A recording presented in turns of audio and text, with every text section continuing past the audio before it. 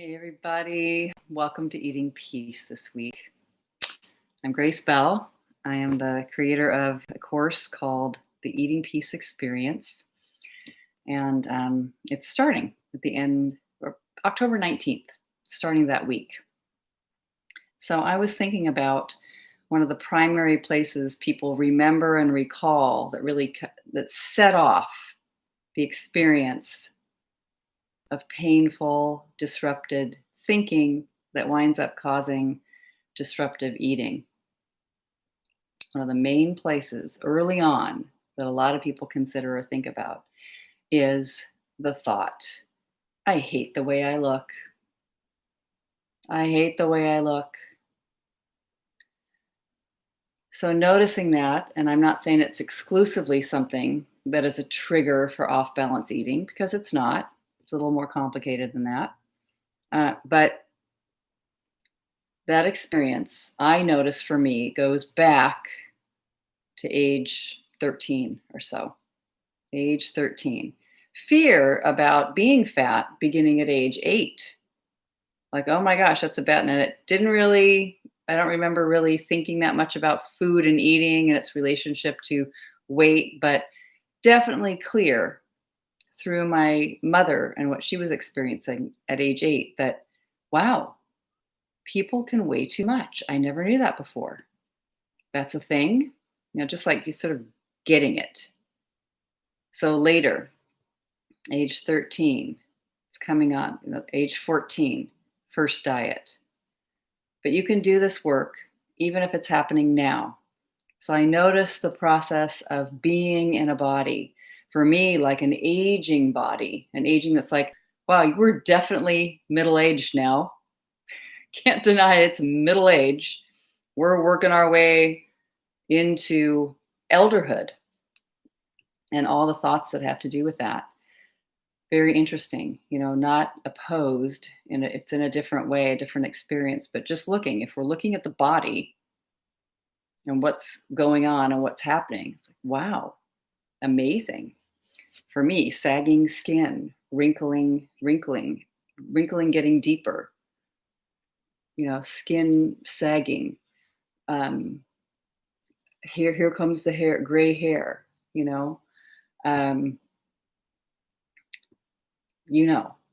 pain in places that didn't feel like normally had pain before in the past. But wow, I don't know what people are talking about in their 50s. This is fine.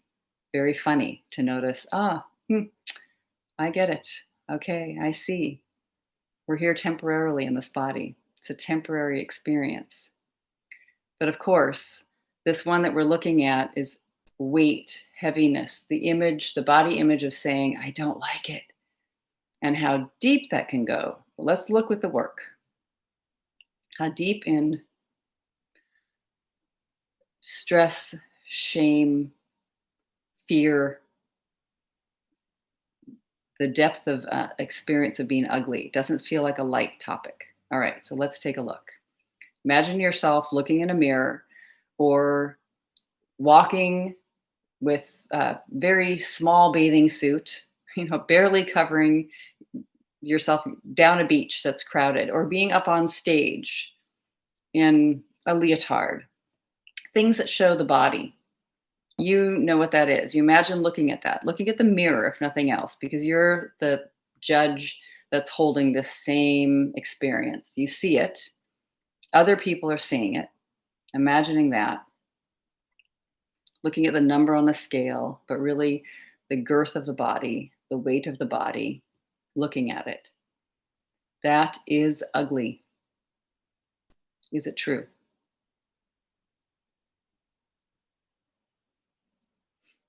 I mean, your mind might immediately say, oh, yes, yes, yes. How do you know? Isn't that interesting to notice? The conditioning. Because children don't know. Young children don't know. A baby does not know. That is ugly, repulsive, don't like it, don't want it. Noticing the mind that says what it likes and what it doesn't like all day long. Sometimes. don't like this. And repetitively, I don't like this. I don't like it. Can you absolutely know that that's true? You're against it. It's ugly. It's horrible.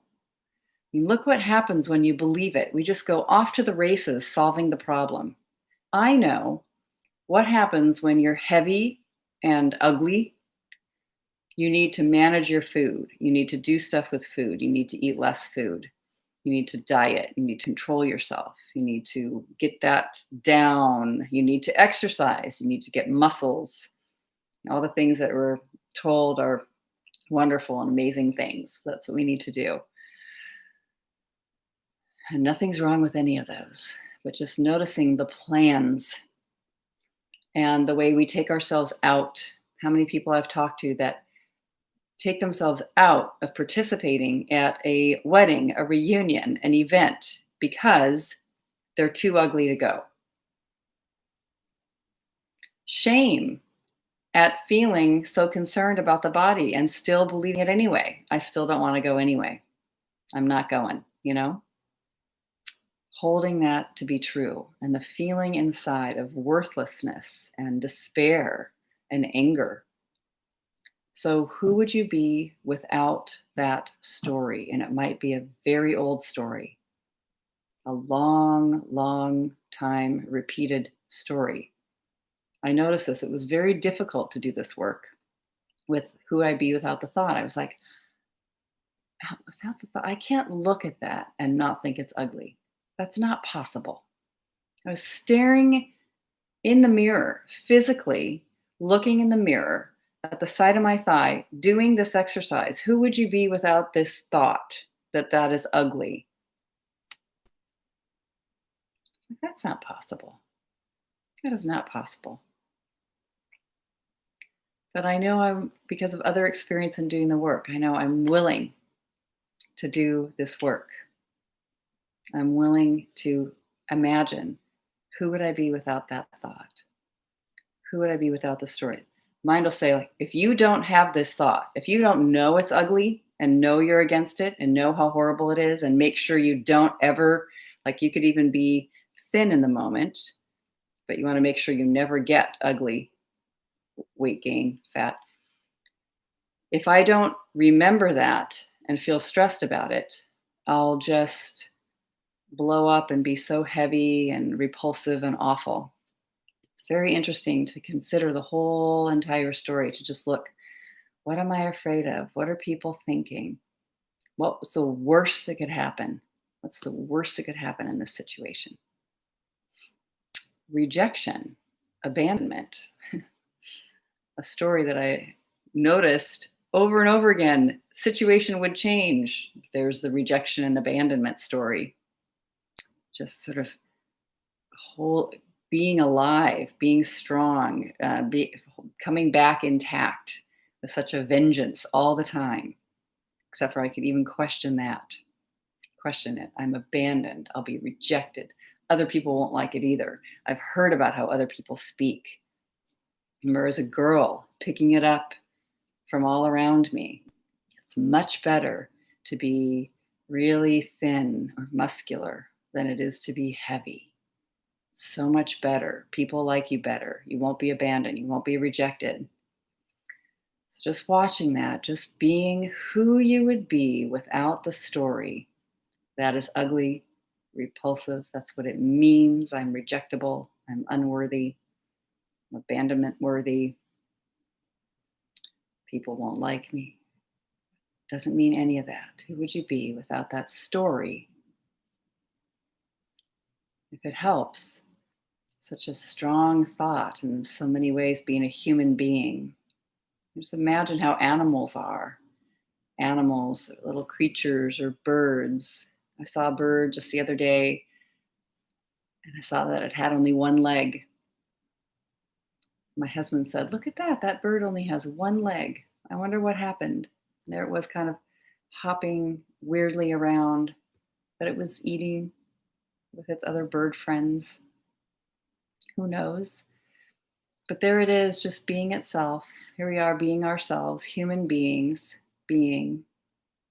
without the story of ugliness, danger, rejection, who would you be? Who would we be without the thought that it's dangerous, that the body's going downhill and aging? That's a terrible thing. What if I didn't know that? Except for the thought, nothing else knows it. Everything's coming and going, including this body. Next year, I'll turn 60 years old, and I think that's lucky to be alive that long on the planet. Without a thought about how dangerous any of it is, or how it's ugly or rejectable, just being. So, looking at the body in the mirror, looking at your body there. You can also picture other people's bodies that you think, I feel bad about judging it, but I don't think that's a pretty body. Looking at that and just holding still and staying there. Stay in question 4. Who would you be without the story? Stay there for a couple of days. Come back to it. I did this exercise 3 times before I had a really profound shift. I was looking at the thighs and what's called cellulite. That's cellulite. It's just bumpy, not smooth and strong and rigid. Looking at like the butt. No, it's no good. And I was looking at it and I thought, I grew up spending summers on the Texas Panhandle at my grandmother's house and many of my relatives. And if we went to Texas Hill Country, you thought this is the most magnificent, beautiful thing. And so is the Panhandle. Panhandle is flat as can be. See for miles. You go to Texas Hill Country and it's rolling, rolling hills. And that's magnificent. And it suddenly occurred to me as I'm staring at my own thighs in the mirror. They're my thighs, is it true? Looking at them, saying, wow, if I was looking at a landscape of nature, which the body is, I would not say Texas Hill Country is ugly as can be. Don't ever be that. Only the Panhandle. I wouldn't say that. How funny, how interesting that this has occurred to the mind and locked in, and I keep on finding proof. Who would I be without this story? Who would I be without my story? And I had a feeling of beauty and joy and like a presence that came in that was thrilled, curious over doing the work on the body and its appearance. Like, this is amazing. Who would I be without the thought? And it's like the room expanded. I'm in a simple bathroom looking in a mirror, and all of a sudden that thigh that just thought, I can never not see this as ugly, became fascinating. And I felt even grateful for all its strength. And I even thought the way it looks isn't the way it feels. I don't feel that. It was just a sense of freedom, of noticing in the moment, brief moment, so many moments of not paying any attention to the body. So interesting that we don't see ourselves most of the time because there aren't mirrors everywhere for the most part. We're looking out and gazing and being with the world, and the world includes this picture of the body that we see with the eyes. But turning that thought around, it is beautiful. My thinking is ugly, and that is not even my fault. It's okay, but the thinking is there as it shows up. Whatever we're saying ugly is, here it is in a moment. But just noticing it's beautiful. And imagine living that turnaround, walking around, being with yourself. When you see yourself in the mirror, just imagining holding that feeling inside of it's beautiful. and the picture and the image. And here's what surprised me. I didn't necessarily have this big determined, I'm going to make myself love myself. I just had that shift noticing and looking. And I don't know when, I was walking on a sidewalk and I passed one of those glass buildings that's so reflective. It is like walking in front of a mirror down the street. And I looked and I thought, oh my God, you are so cute. Look how cute you are. That was my first thought. I wasn't trying to think it. I smiled at myself. And it was something, awareness that something had shifted, because for many years, if that happened and I was walking down the sidewalk and saw myself in a piece of glass that was vivid like a mirror, my very first instant reaction was, oh God, I wish I didn't have to see that. Shoot, got to do something about this ugly body. Immediate. And that was no longer there.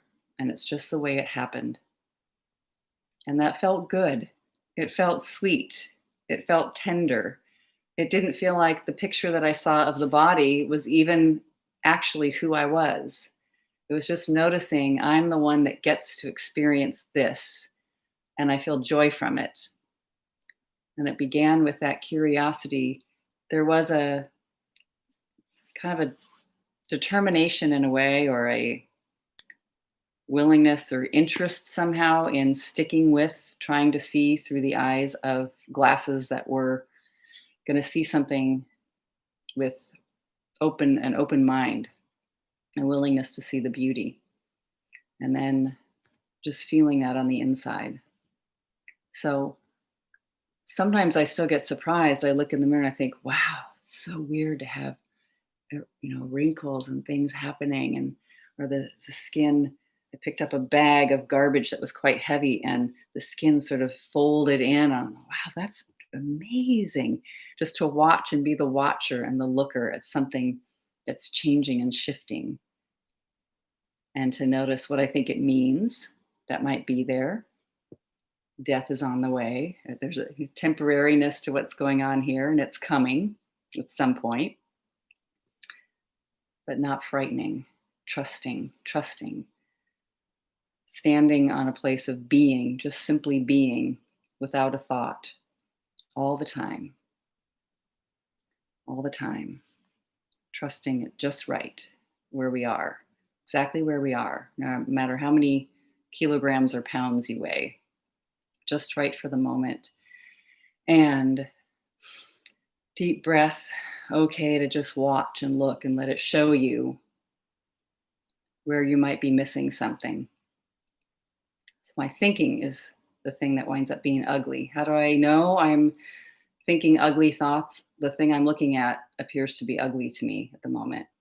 And that I have the power to question. All right. Hope that helps. Lots of love, everybody.